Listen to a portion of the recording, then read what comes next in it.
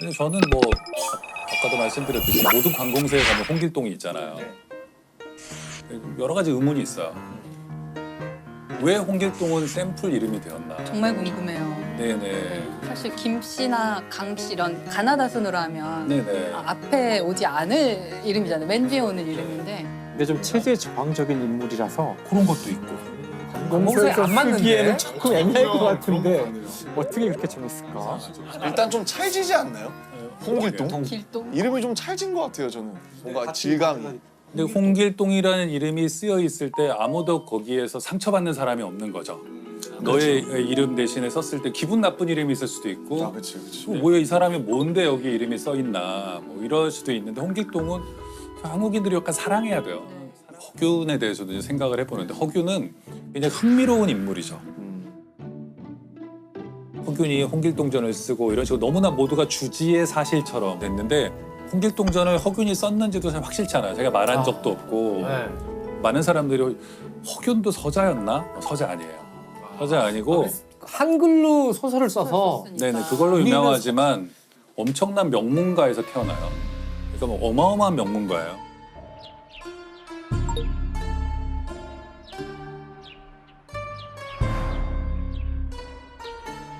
허균은 아버지가 이제 동인이라고 해서 옛날에 뭐 동인, 서인, 남인 거기에 영수 정도 급이고 형도 큰형도 판서까지 해요. 판서까지 하고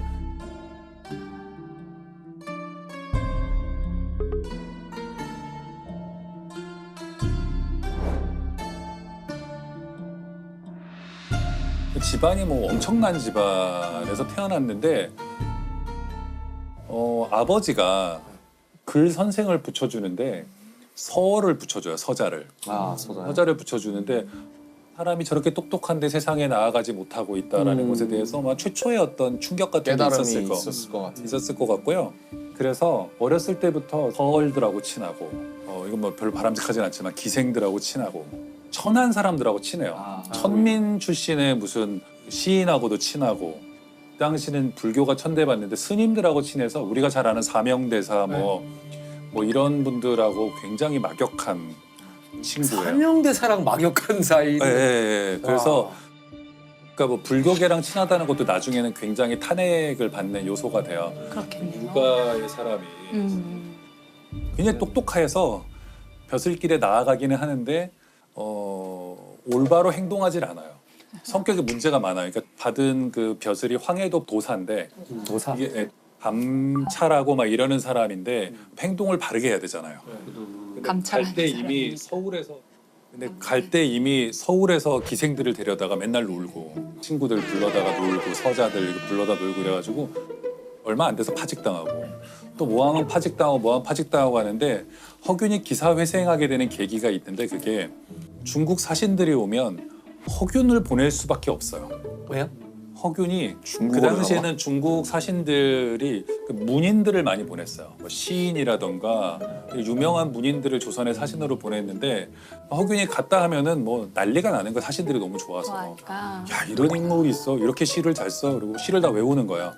조선에 뭐 시 좋은 거 있냐 했더니 뭐 외워서 다 써주는 거야. 몇백 편을. 대단한데 이래가지고는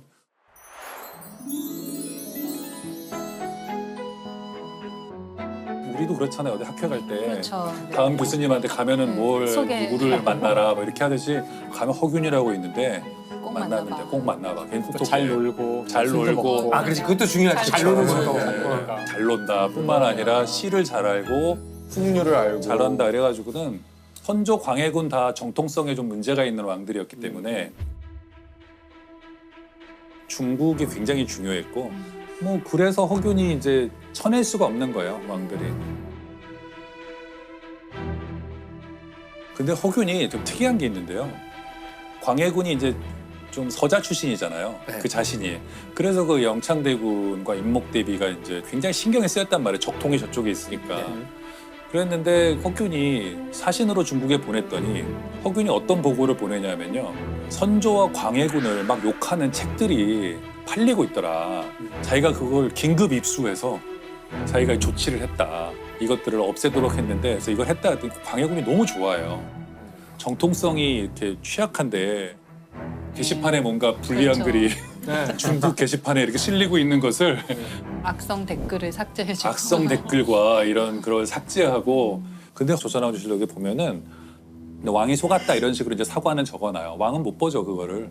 적어놓는데 사관들은 짐작을 하고 있었던 거예요. 그거를 허균이 만든 책이에요. 아, 자기가 가짜 뉴스를 만든 거죠. 아, 가짜 책을 만든 다음 그거를 사들여서 파기한 것처럼 했다고 조선왕조실록의 사관이 적고 있어요.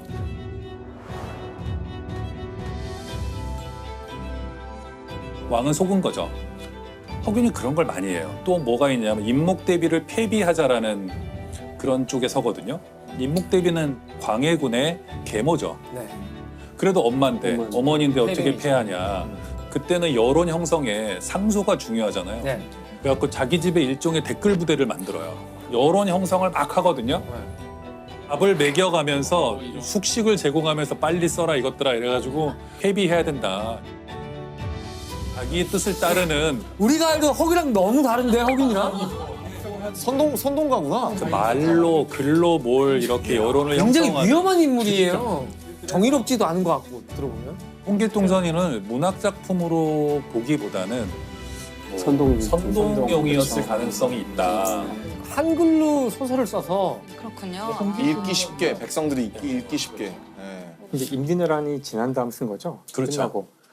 그 최근에 임진왜란에 대한 어떤 책에서 본 것인데 한글을 저 위에 고위층에서는 사용하지 않았는데 한글을 그때 대규모로 사용한대요. 왜 사용하냐면은 그 통신을 보낼 때 그 중간에 이제 첩자들이 또는 일본군이 그걸 가로챌 수가 있는데 한문으로 쓰면은 다 읽어볼 수가 있는데 그렇죠.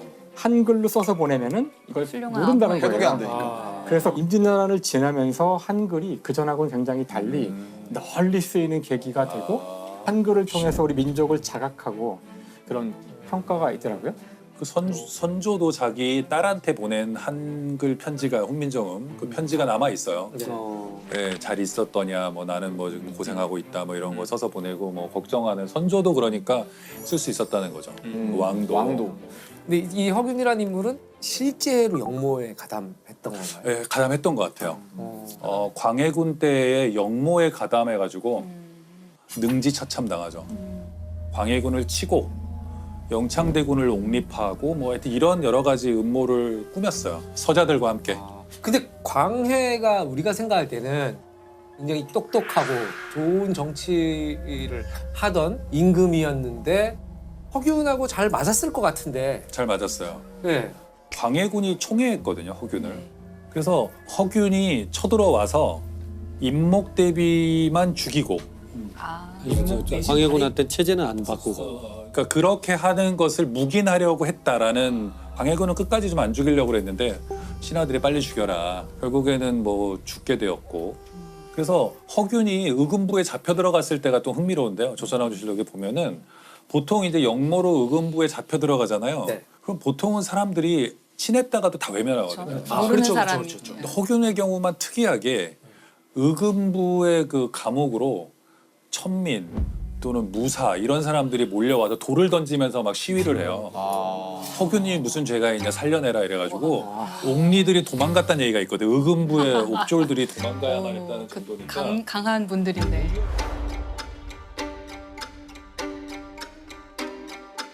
와 그러면 타고난 카리스마랑 그 매력이 대중적으로 엄청났나 인기가 보다. 꽤 있었던 것 같아요. 스타네요 스타. 그렇죠.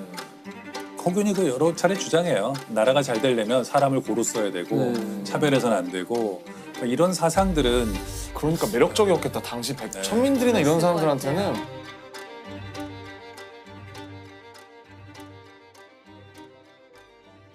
그러면은 그 허균 히틀러거든요. 처음에 떠올랐던 게.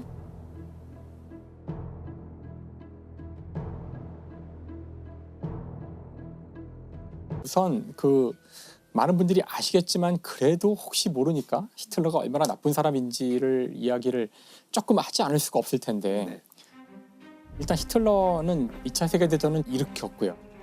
이 전쟁이 좀 특별했던 것은 이 히틀러는 독일 민족이 전 세계를 지배해야 한다는 그 목표하에 각 민족마다 어떤 서열이 있어서 제거돼야 될 민족들도 있었어요. 그 서열 안에는 특히 이제 모두 잘 아시는 것처럼 유대인이 그 없어져야 될 대표적 민족이었고, 그래서 점령지에서의 그 가혹행위가 정말 상상을 초월하는 정도로 이루어지게 되는데, 유대인이 무려 600만 명이 이제 이 죽음을 당하게 되죠. 아주 큰 전투가 있을 때조차 하루에 10만 명이 죽으면 이건 엄청난 사실 비극이에요.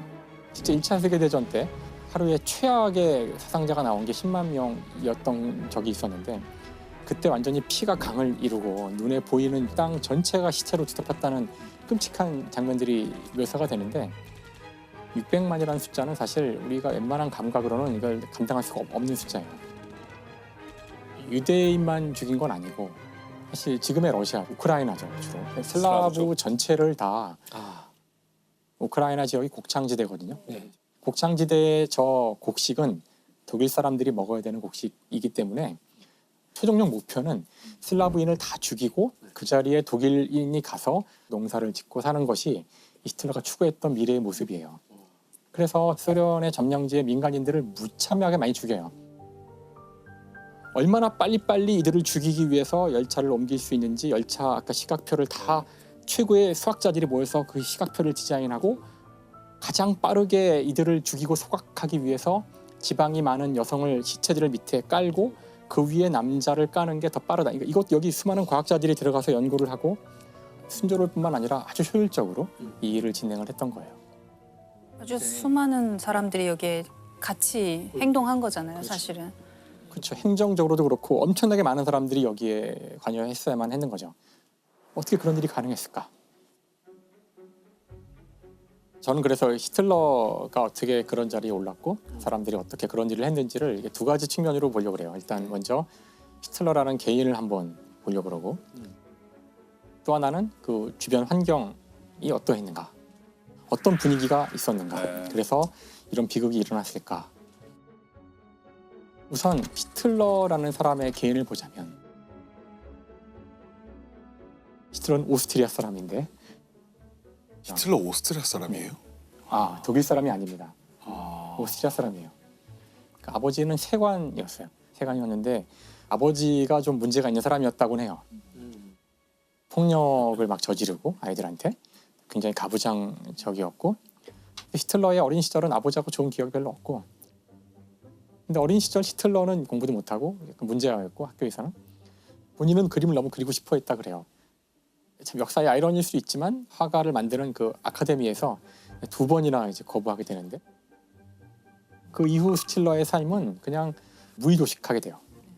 허풍이나 치면서 나는 화가가 될 거야, 난 미래의 화가야 하면서, 심지어는 중간에 이제 영장이 나오는데 군대 가라고, 군대 가기 싫어가지고 도망다녀요.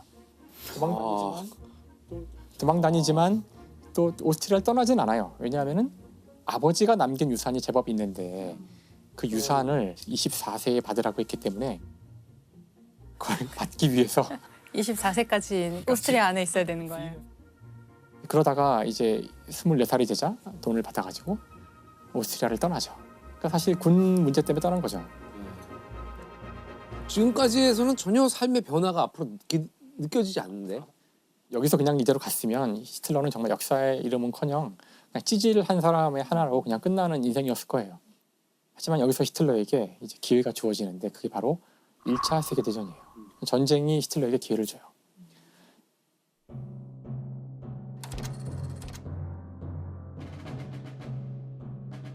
(1차) 세계대전이 터지자 이 전쟁은 독일 민족주의를 내건 전쟁이거든요. 독일 민족, 슬라브 민족, 민족과 민족이 충돌한 그런 전쟁이기 때문에 누구보다 히틀러는 이 전쟁을 정말 반겼고,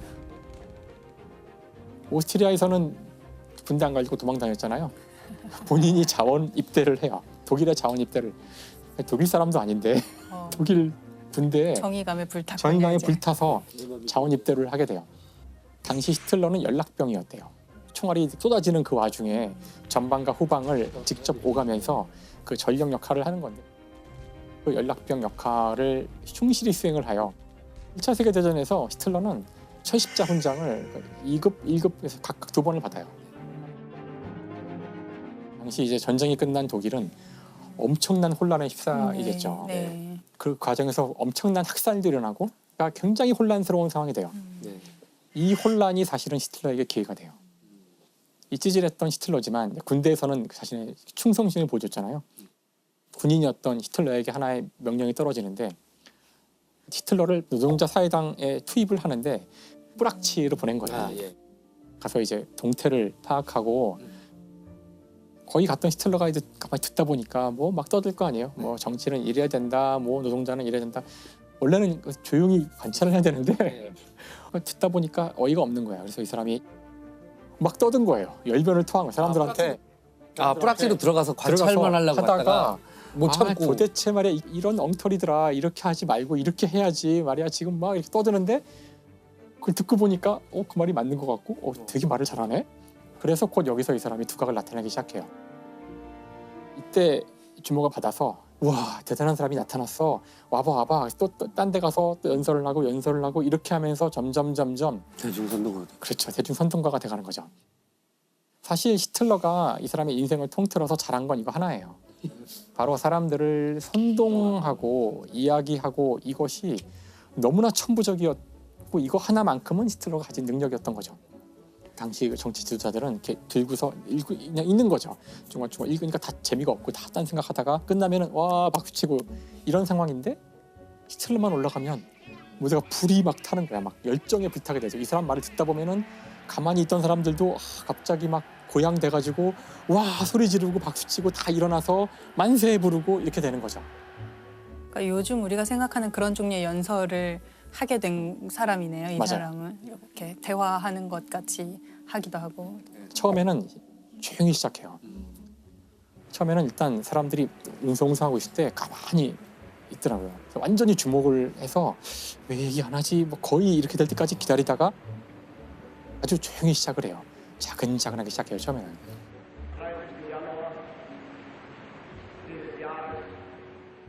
그다가 착착착착착착 올라가서 그러면 이렇게 해서 막 쓰러지면서 머리가 흔들리고 막 경련을 일으키면서 막 떠들면 사람들이 전부 다 일어나서 와 하면 또 탁 떨어져서 다시 또 착착착 하면서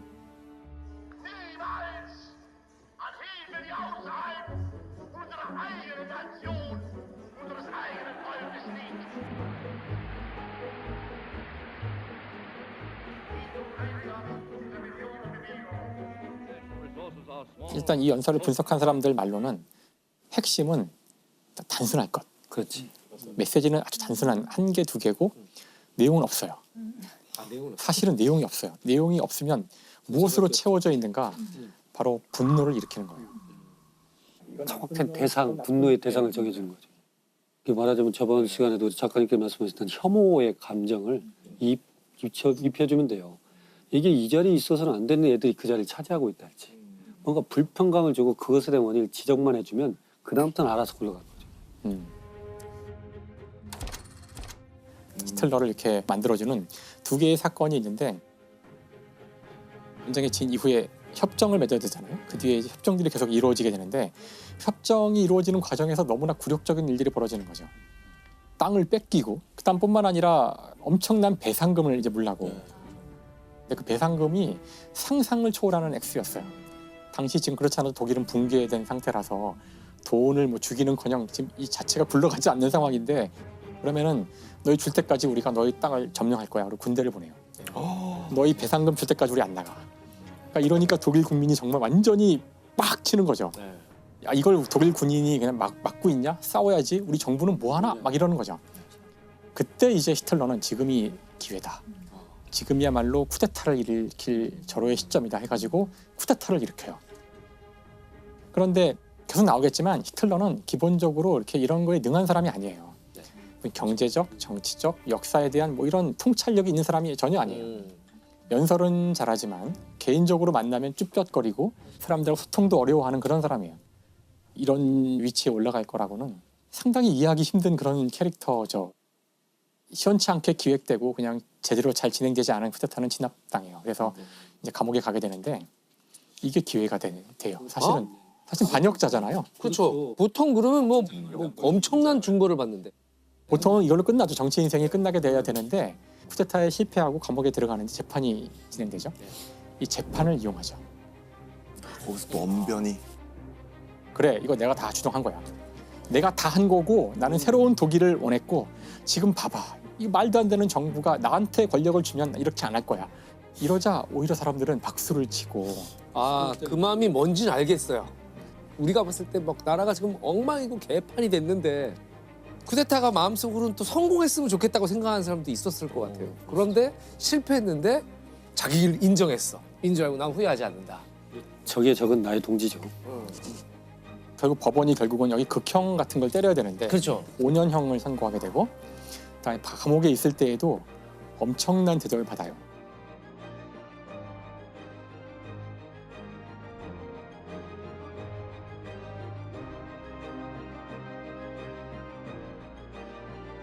그래서 결국 히틀러는 5년을 다 살지 않고 1년 9개월 만에 나와요. 그 감옥에 있는 동안 히틀러가 놀지 않고 뭔가 중요한 일을 해요. 책을 써요. 아, 그게 나의 투쟁인가. 그게 나의 투쟁이죠. 나의 투쟁. 아, 예. 그 책이 사실은 이후에 이제 모든 이 히틀러의 악행이 일어날 때 근거로 삼았던 법전이 바로 나의 투쟁이에요. 인류 역사상 인쇄물로 해서 가장 많은 피해를 일으킨 두 권의 책이 아까 말씀드렸던 악마의 망치 있죠. 아내의 망치하고 이 두 권을 선택해요. 나중에 독일의 모든 가정에 한 권씩 읽게 되고 이 책을 읽지 않은 사람은 없어요. 독일에서는 나중에 성경이 되는 거죠. 근데 이 책은 정말 편견과 정말 말도 안 되는 이야기로 가득 차 있는 자신의 미화로 가득 차 있는 책이에요. 근데 교양이 없고 아무것도 모르는 사람이 쓴 책인데 이런 책을 사람들이 보고 그 책에 따라 움직인다는 게 진짜 무서운 일이죠. 어쨌든 히틀러한테는 그 쿠데타 시도가 자신을 전국구 스타로 만드는 계기가 돼요. 이제 두 번째 기회가 히틀러를 총통의 자리로 보내게 되는데 1929년 10월 뉴욕의 증시가 하루아침에 곤두박질 치는 경제 대공황이 오는 거죠. 당시 독일도 여기에서 헤어날 수 없게 되는데 사실 이런 위기에 봉착하면 할 일이 많거든요. 뭐 사람들의 복지 수준을 줄이고 그다음에 임금을 뭐 세금을 높이고 이런 많은 정책들을 해서 이 위기를 타파해야 되는데 그런 정책을 피려고 하려면은 의회의 동의를 구해야 되고 근데 의회에서는 뭐 이걸 논의하긴커녕 맨날 파당 싸움만 하고 이러고 있는 거였죠. 그래서 히틀러가 이제 이걸 놓쳤을 리가 없잖아요. 거대한 대중 집회를 열어서 이거 봐라 무능한 정권이 오늘도 또 분명 법안 통과 못하고 서로 지들끼리 싸울 거다 막 하면서 선동을 하자 나치에 대한 인기가 쫙 올라가는 거예요. 이 선동 안엔 또 그런 게 있네요. 그러니까 분노의 대상자들을 선정하고 그 사이에 실제를 껴넣네요. 지금 보니까. 그렇죠. 예, 예. 그 사람들이 쉽게 믿을 수 있게 사실을. 사실 이 위기가 터지기 직전만 해도 나치당에 대한 지지율은 2% 근방이었어요. 근데 이제 이 위기를 통해서 2%였던 나치 정당이 20%로 확 건너뛰고 그 다음에 이게 40%가 되고 그쯤 되자 이제 총리가 되죠. 막 총리가 된 히틀러는 이제 수많은 법들을 만들기 시작하는데 그러니까 우리는 지금 긴급한 상황에 있다. 일단 국민의 자유를 제한할 수밖에 없다. 언론, 집회, 결사 이런 자유 다 일단 무시하고 우리는 똘똘 뭉쳐서 이 위기를 돌파해야 한다. 그래서 불과 한 1년 반여 동안 수많은 법들이 막 만들어지는데 정당 만드는 거를 못하게 하는 신당 창당 금지법, 국회를 무력화시키고 의회가 아니라 행정부가 법을 만드는 법 뭐 이런 식으로 독재에 대한 기반을 다 준비해놨네요. 근데 이때 재밌는 것이 이게 다 민주적 절차를 통해서 사람들이 법을 만들 때마다 사람들이 이거 좀 무리한 거 아니야 싶으면은 그래 국민투표할게 국민투표를 해요. 그래서 국민투표를 할 때 또 엄청난 선동을 하고 또 사건이 벌어지고 그러면 엄청난 지지를 또 해주고 이게 반복되면서 평소에 저거 너무하는 거 아니야 했다가도 통과되고 하는 거죠. 그때마다 국민들이 지지해 주는 거를 등에 업고 계속 지지율을 높여가요. 그래서 결국은 자신이 대통령직까지 다 겸직하면서 총통 자리에 오르게 되는데 그래서 총통이구나. 총리와 대통령을 합친 거군요. 그렇죠. 그래서 모든 걸 다 주관하는 총통이 되는 데까지 걸리는 시간은 불과 몇 년밖에 안 걸리는 거죠. 결국은 이 독일이 위기에 처하는 것이 히틀러에게 아주 행운으로 계속 작용을 하게 돼요. 어떻게 보면 남들의 혹은 자신 국가의 불행을 먹고 자라난 괴물이네요. 진짜. 그렇죠. 과거에는 그런 찌질한 사람이었는데 뭐만 하면 국민들이 막 이렇게 해주고 엄청 자기 자신이 고향됐을 것 같아요. 어떻게 이런 사람이 그런 자리에 올라갈 수 있었을까? 단지 그렇게 선동하는 능력만 가지고 그건 바로 그 당시에 수많은 사람들이 여기에 이제 협조했기 때문이거든요. 권력을 가진 정치인들이 있고, 그다음에 돈을 많이 갖고 있는 자본가들도 있고, 그 소위 말하는 권력가들이 있잖아요. 결국은 이들이 허용을 했기 때문에 히틀러가 그 자리에 간 거예요. 일단 이 당시 이 독일의 상황에서 지배 세력이 가장 두려워했던 것은 공산주의 혁명이래요.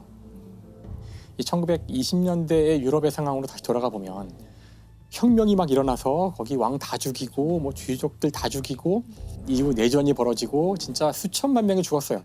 너무나 끔찍한 거예요. 저 모습을 보니까 독일의 당시 권력자들, 자본가들은 가장 두려운 게 공산주의 혁명이고 실제로 공산주의자들이 많았어요.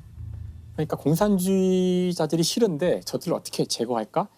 그럴 때 히틀러의 적이 바로 공산주의자였거든요. 히틀러는 공산주의자들을 없애버려야 한다 그랬어요. 쓸어버려야 한다고. 그러니까 마음에 드는 거죠. 우리가 쟤를 잘 이용할 수 있지 않을까? 히틀러를 데려다가 표를 다 얻어서 권력을 잡고 보아하니 히틀러는 바보 같으니까 얘는 적절히 한 1, 2년 데리고 놀다가 얘를 제거하고 우리가 이 권력을 갖자. 근데 사실 이것이 20세기에 벌어진 독재자가 들어올 때 몇 번이고 반복해서 벌어지는 일이에요. 그 다음에는 이제 유태인에 대한 건데 유태인에 대한 그 반감 정서는 놀랍게도 독일에만 있었던 것도 아니고 당시 유럽에 되게 팽배해 있었고 원래 유럽에서는 이렇게 위기가 올 때마다 유태인들이 언제나 독내북이었어요. 유태인을 그 학살하는 것도 우리는 맨 마지막에 그 가스실 얘기만 다 알고 있는데 정권을 잡은 건 32년이잖아요. 가스실 얘기는 40년이기 때문에 10년의 갭이 있어요. 그 10년 동안 어떻게 했을까? 유대인들을 아주 다양한 방법으로. 차근차근 괴롭혀서 결국 학살로까지 가는 거거든요. 처음에는 단순히 시민권을 박탈. 시민이 아니면 법의 보호를 못 받아요.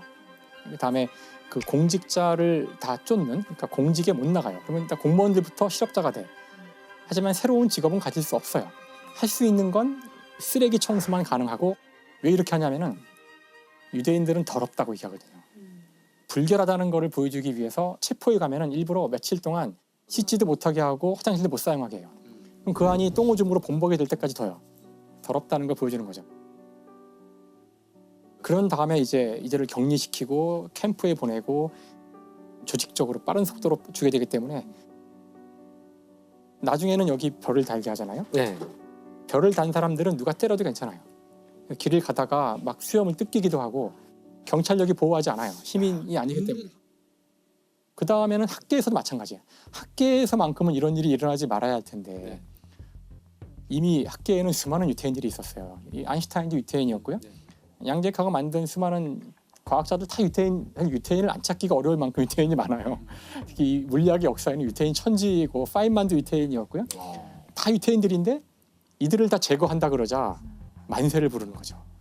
자리가 생기죠. 지금 계약직 연구원으로 있는 수많은 사람들이 그러니까 이들이 적극적으로 협조를 해요. 그래서 아인슈타인도 유태인이기 때문에 출근하는데 학생들이 돌 던져요. 유대인 떠나라 돌 던지고 위대한 그 철학자 이런 책들을 다 모아다 불태우는 일이 벌어지는데 베를린이 제일 유명하지만 사실 독일 각지에서 해요. 나의 투쟁의 정신에 따라서 아리아인을 병들게 하는 철학을 만든 지식인들의 책들을 다 불태워야 한다. 민주주의고 투표를 하고 과학을 발전시킨 합리적인 사람들이 단지 유대인을 박멸해야 되는 종족이라는 생각을 하는 순간 단지 생각을 약간 바꿈으로써 그렇게 할 수 있다는 걸 우리가 여기서 알아야 돼요. 그래서 오늘 이야기는 일단 그 이상은 누구인가? 이상이라는 인간은 어떤 인간인가? 이상 시인은 1910년생이에요.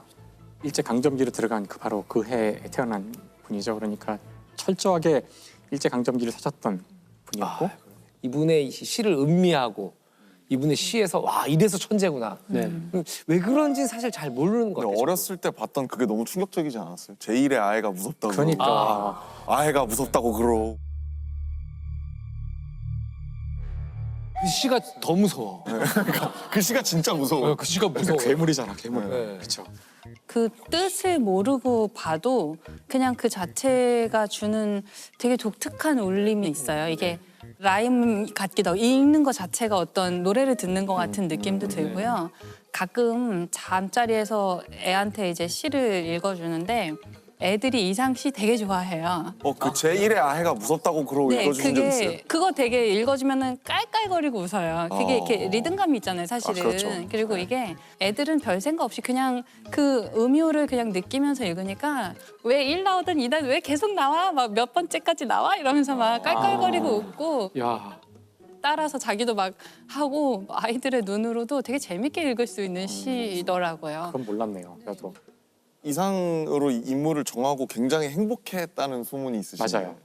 왜인가요? 이제 뒷부분에 나오겠지만 네. 이상 시인이 얼마나 물리학을 사랑했고 우리 같은 부류구나. 이공계였어 이제 보니. 일본계 사람이죠. 이공계였다는 사실을 어렴풋이 알고 있었는데 이번에 이제 하나씩 그 제 두 눈으로 확인을 네. 직접 데이터를 확인하면서 아 정말 이 사람은 찐 이공계였구나.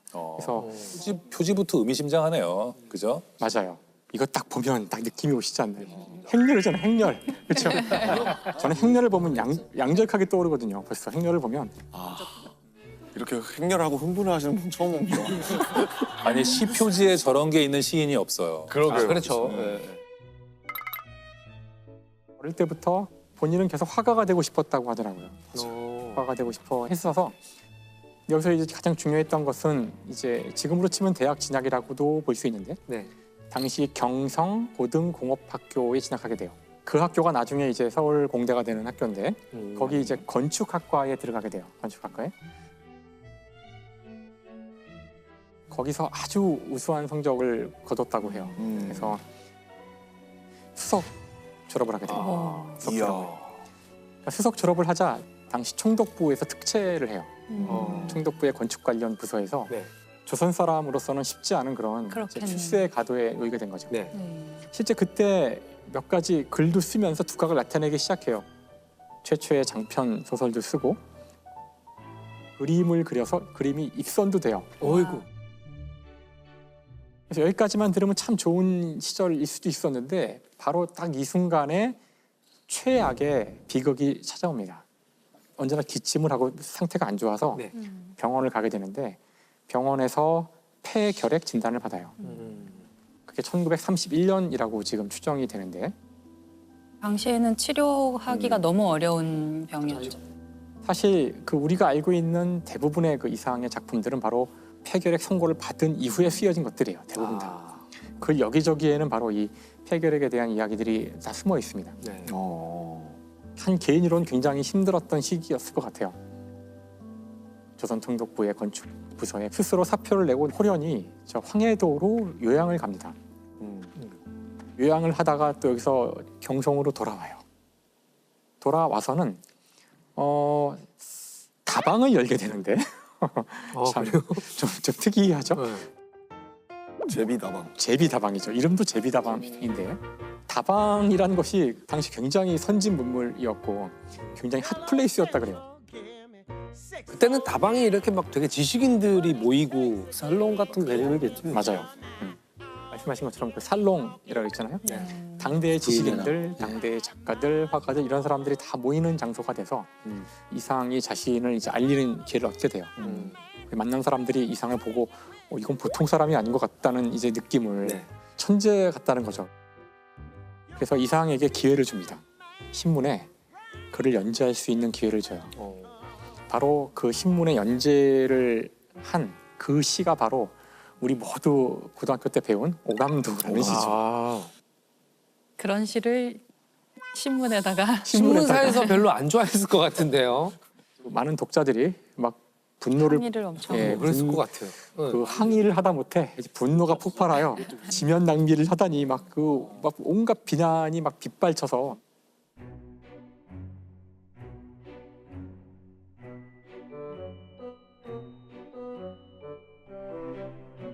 옛날에는 신문이 한 장이거든요. 이게 지금처럼 이렇게 많지가 않아요. 그래서 지면 낭비란 말이 있나요? 시 하나를 실으려면 굉장히 이게 큰 비중을 차지하는 건데 편집자가 대단한 거 대단한 기회를 얻은 거네요. 아무튼.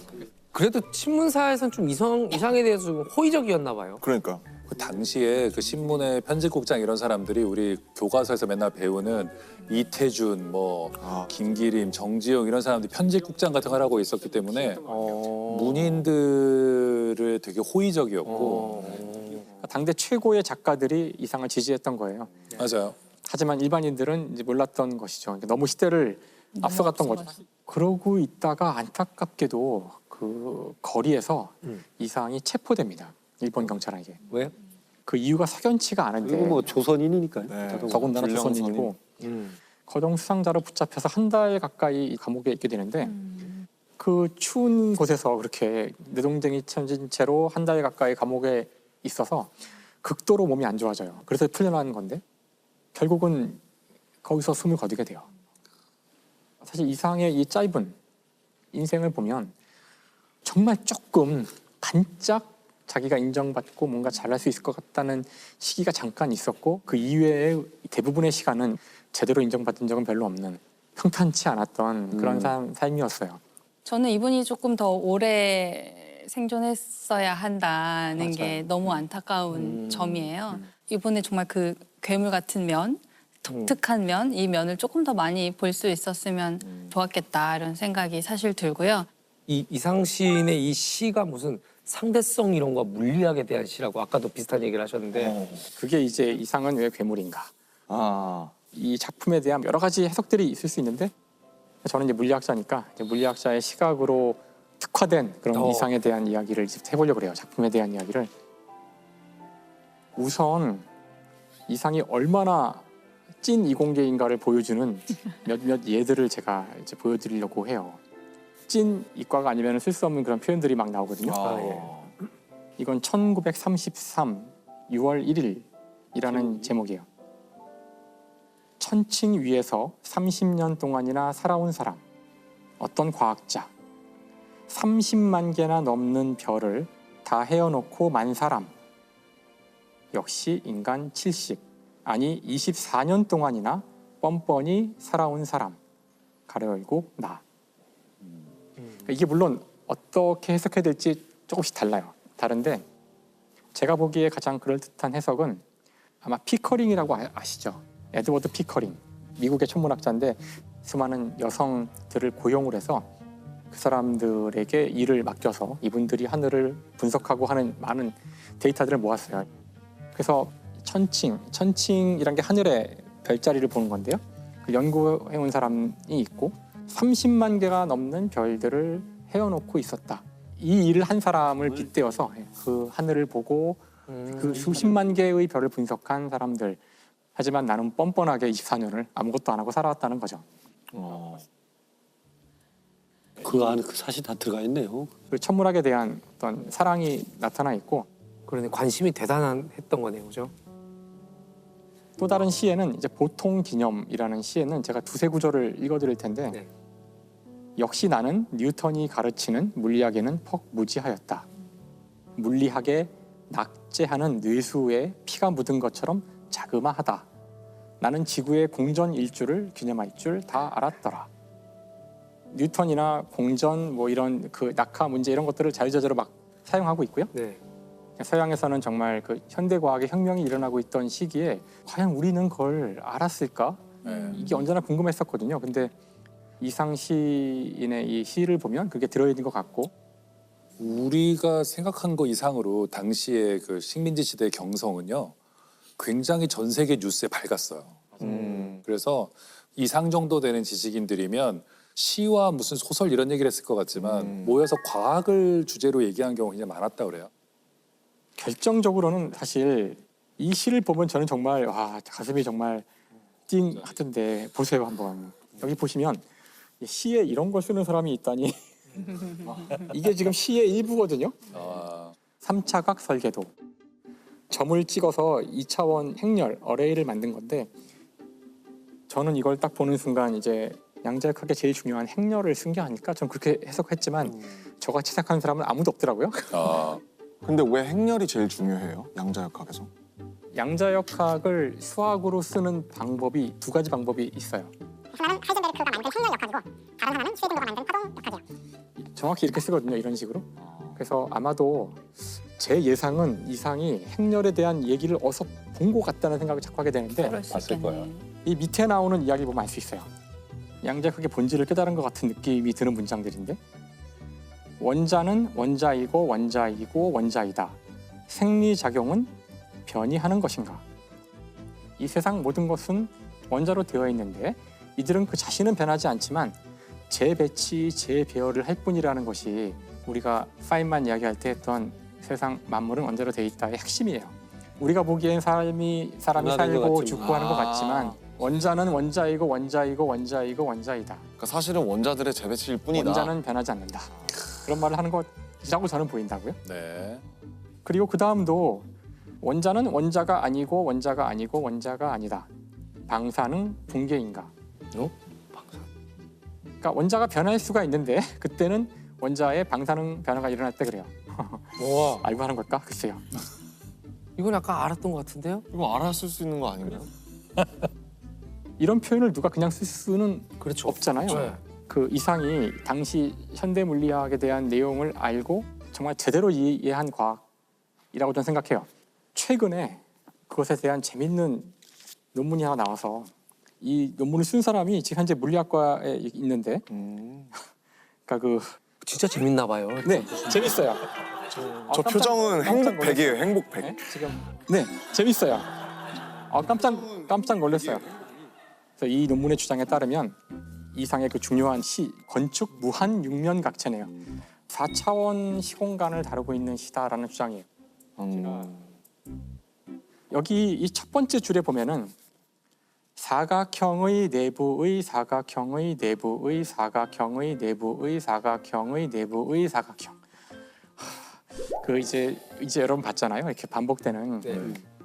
얼핏 생각하면 사각형 내부의 사각형 그러면은 사각형이 있고 또 내부의 사각형, 내부의 사각형 뭐하러 이런 짓을 계속 하는 걸까? 러시아 인형 같은 거 아니에요? 맞아요. 러시아 인형을 사각형으로 만들고 있나? 그렇게 볼 수도 있지만 제가 이해를 돕기 위하여 종이와 미성이. 가위를 갖고 왔는데 와. 만드시게요. 오. 아, 요렇게 겹치는구나. 직각으로. 이렇게 하면은 이 사각형의 중심에 이 사각형의 중심이 놓이게 되죠. 네네. 네. 그러니까 사각형 안의 사각형이 되는 거죠. 네. 여기에 한 개를 더 끼워 넣으면 이제 쉽진 않은데 일로 끼워 넣을 수 있겠죠? 머리에 상상이 되시죠? 네네. 네, 이렇게 끼우면은 이게 사각형 내부의 사각형 내부의 사각형이 되는 건데 여기까지는 되는데 이제 하나를 더하는 순간은 3차원에서 못해요. 하지만 여기는 지금 사각형이란 단어가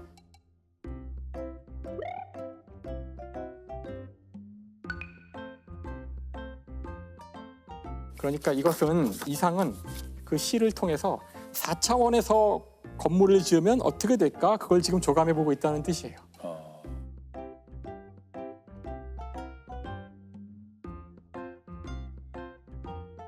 이상 같은 경우 이제 아마 아까 말씀하신 대로 당시 동경을 통해서 들어온 서양의 최신 과학 이론을 들었을 거고 그 당시에 사실 상대성 이론은 대단히 인기 있는 그런 토픽이었기 때문에 아인슈타인이 일본에 방문해요. 네. 동경에 방문을 오. 1922년인가 오. 방문을 해서 엄청난 환대를 받죠. 일본 사람들이 와 세계에서 가장 똑똑한 그랬겠죠. 사람이 왔다더라 그래가지고 네.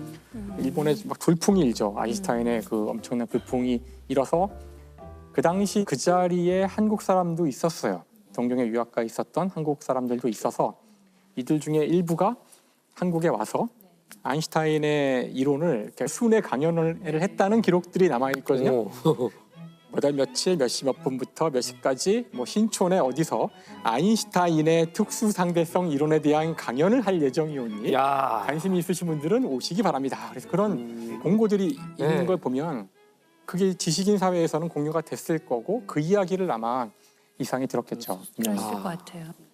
빛의 속도에 대한 문제가 나오고 빛보다 빠르고 느리고 함에 따라 어떤 일이 벌어지고 그렇죠. 우주가 막 변하고 아마 그 차원이라는 단어가 이상한테 꽂힌 것 같아요. 건축가기 때문에 네네. 자신이 아는 모든 기하학은 3차원의 세상이었는데 한 차원을 높여서도 뭔가 기하학을 네. 할 수 있다? 네.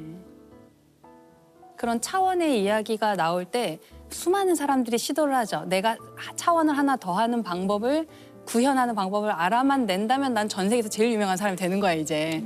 그래서 이제 이공계 대학교 1학년 처음에 뭐 물리 이런 거 배우고 이럴 때 애들이 다 이렇게 연필을 이렇게 3개를 들고 하나의 연필을 더 꽂아보려고 어디다 꽂으면 내가 이 세상 최고 천재가 될 것인가 시도하거든요. 어디다 꽂으면 진짜요? 4차원이 될까. 예. 절대 안 된다는 걸 보일 수 있잖아요. 절대 안 되는데 연필 3개를 이렇게 해놓고서 이제 하나를 더 꽂아보려고 되게 노력을 해요. 근데 아마 그런 시도 중에 하나였을 것 같아요. 우리가 이상을 좀 더 이해해 보자면, 네. 자, 여기는 지금 식민지 시대의 경성이고, 자기는 아파요. 네.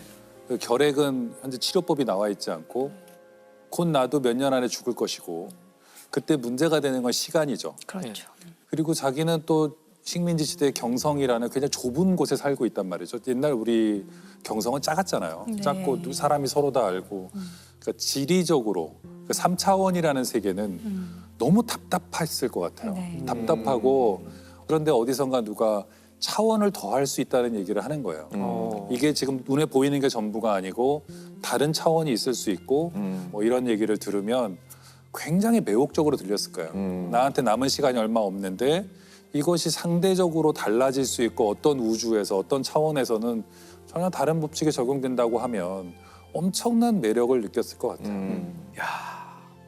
아마 그래서 자기 자신을 박제됐다고 표현했을 것 그렇죠. 같아요. 3차원 자기는 세계에 있는 거죠. 공간적으로도 또 시간적으로도 갇혀 있잖아요. 어머 안 됐다. 이 묶인 공간을 벗어나는 거는 묶이지 않은 차원을 하나 찾는 것일 수도 있거든요. 그러니까요. 네. 여러 가지 의미가 있을 것 같아요. 그래서 이거 보면서 정말 막 눈물이 와, 이 사람이 정말 내가 찾던 1930년대 우리나라의 그 일제 강점기 경성의 공간에서 과학을 이야기하던 사람이구나. 바로 그가 이상이었어. 내가 찾던 그가. 저는 김상욱 교수님을 오늘 이렇게 신나하고 즐거워한 진짜 초등학생 김상욱을 본 것 같아서 오늘 굉장히 정말 러블리했습니다. 굉장히 진짜 러블리하셨던 것 같아요. 네. 오늘 이 논문을 가져와 주셔가지고 논문이 갑자기 되게 읽어보고 싶은 지금 탐을 내고 있는데 논문 재밌더라고요. 제가 잠깐 봤는데. 너무 탐이 나요. 아, 탐이 나요? 논문 재밌더라고요. 너무 제가 탐이 잠깐 나요. 봤는데. 자, 2만 원 시작합니다. 자, 패들 드세요. 불면증 있으시거나 이런 분들 특효약입니다. 특효약. 불면증. 이런 연구자들은 금방 찾아서 프린트하세요. 네, 무료기 때문에 무료예요, 다. 열려 있어서. 무료랍니다. 오늘 장사 접읍시다. 이분을 탐구하시는 또 어떤 의미에서 독특한 괴물 같은 연구자들이 이분을 계속 이어나가고 있구나, 이 정신을 이어나가고 있구나를 새삼하게 됐네요. 네. 만약에 이상이 조니 김처럼 건강한 분이라고 생각해 보세요. 건강하고 아주 활달한 사람이라고 생각해 보면은 이상은 지금과는 다른 시를 썼을 거예요. 그러니까 폐결핵이라는 거 그게 자기 생명을 제한하고 있다는 것 때문에 끝없이 다른 차원을 고민했기 때문에 더 놀라운 것들을 써내지 않았나 그런 생각이 들어요. 네. 사실 지금 우리에게는 RM이 있지만 100년 전 우리에게는 PM이 있었죠. 포엣 몬스터. 포엣 몬스터. 준비하신 건가요? 이게 지금 그거 잠깐 끄덕끄덕 하더니 그거 생각하신 거예요? 이상으로 하고. 예, 이상. 이상. 자, 이상! 잘해. 좋았어.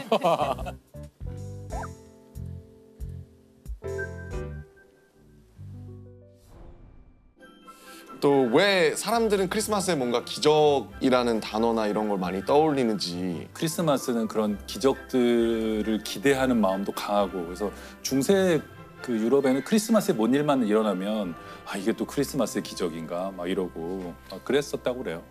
근데 흥남 철수 작전도 이제 크리스마스의 기적으로 불린다고 하는데 네.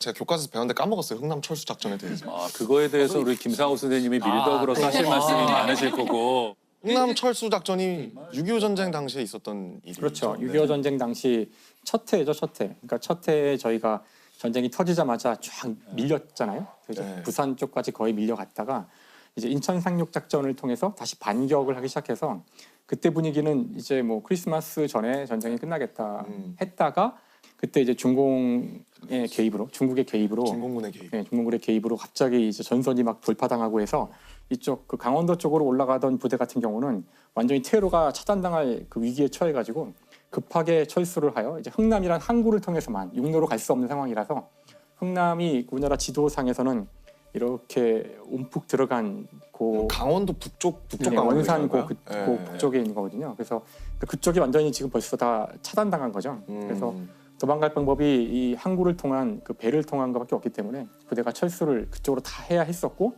그 지연 작전을 위해서 몇 개 부대가 희생을 해요, 사실은. 그래서 거기서 그 특히 미군 그 정확한 부대 이름을 까먹었는데 해병 1사단인가? 해병대, 해병대, 해병대대. 해병 일사단 맞네요. 네. 너무 쉬운 이름 아니에요? 해병이 있어요? 해병 1사단 맞아요. 보통 장진호 전투라고 맞아요, 해요. 장진호 지금도 뭐 미군 사관학교들에서 반드시 이제 교육하는 전사 중에 하나고 장진호 전투가 그 개마고원의 이제 장진호로 이어지는 그 라인에서 전투를 한 건데 아까 잘 설명해 주셨지만 미군들이 볼 때 갑자기 유령들이 나타난 것처럼 느꼈대요. 중공군. 그러니까 중국이 참전한다는 걸 모르고 있던 상태에 북한군보다 훨씬 잘 싸우는 지난 몇십 년간 유격전으로 단련된 팔로군 그렇죠. 이런 팔로군. 부대가 들어와 버렸기 때문에 이 멤버들이 산을 너무 잘 타고 뭐 무기도 변변치 않은데 소못 하나 가지고 뭐 동해번쩍 서해번쩍 하니까 미 해병들은 그런 전투를 해본 적이 없거든요. 그래가지고 처음에는 해병들이 굉장히 밀려요. 미 해병이 밀리다가 나중에는 이제 피해를 최소화하면서 이제 후퇴를 한 그러니까 이긴 전투가 아니라 진 전투지만 계속 배우는 전투예요. 그죠? 예. 정말 잘한 것이죠. 그때 그 도로 일단 겨울이라 다 얼어붙은 도로들이고 이미 수적으로 너무나 이게 상대가 안 되는 상황이라 원래 현대전에서는 이렇게 금방 포위를 당하면 버틸 수가 없어요. 하루 정도만 차단을 당하면 더 이상 총알이 없거나 그런 상황이거든요. 그러니까 지금 보급도 시원치 않고 음식도 시원치 않고 물도 잘 없고 이런 상황인데 최대한으로 버티면서 시간을 벌어주는 바람에 거의 대부분 부대가 거의 무사히 다 철수를 하게 되는데 이제 그때 많은 스토리가 있죠. 왜냐하면 그 갑자기 이렇게 차단을 당하자 이제 그동안 어쨌든 미군과 한국군이 많이 밀고 올라갔으니까 그 점령 지역에 있던 그 남한 쪽 사람들 내지는 이제 우리를 반겼던 사람들이 갑자기 위기에 처한 거죠. 일부러 아마 북한에서 이쪽을 마비시키려고 민간인들을 대거 죽일 거라는 얘기 막 퍼뜨려. 그러면 이제 민간인들이 도망가려고 모일 때 오히려 이게 이쪽을 엉망진창으로 만들 거기 그럴 수 때문에 있죠. 그리고 미군이 그 당시에 뭐 이렇게 해군력 같은 것은 압도적이었기 네네. 때문에 항구 쪽은 그래도 지킬 수가 있는 상황이고 산에만 들어가면 이제 뭐 막 동해번쩍 서해번쩍 하는 중공군 때문에 죽어 나가고. 네, 이들은 걸어서 도망가봤자 이미 갈 수 없는 상황이라 다 같이 흥남으로 이제 밀려오게 돼요. 여기가 아니면 그래서 네. 민간인들 엄청 그 막 배 네. 타고 그런 네. 영화에서 봤던 거 같아요. 국제시장. 네, 나오잖아요.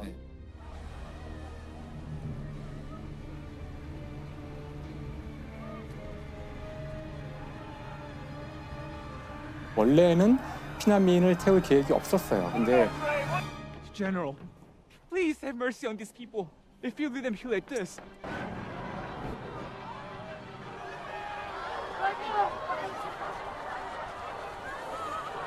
군인들을 위한 물자들이 많이 있었는데 그걸 다 버리고 민간인을 더 태우려고 했다고 하더라고요.